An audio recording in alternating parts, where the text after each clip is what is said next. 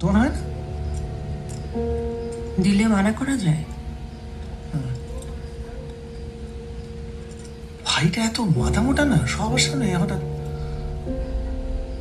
দেখো ওর এই মানে মানে শুভ্রার বিয়েতে আসা নিয়ে যদি তোমার কোনো রকম কোনো অস্বস্তি হয়, জাস্ট ফিল ফ্রি, আমাকে বলো, আমি কাঁধে করে আটকে দেবো। না না, উনি আসুক না। ভাইয়া যখন চাইছে আলাপ করে যাবে।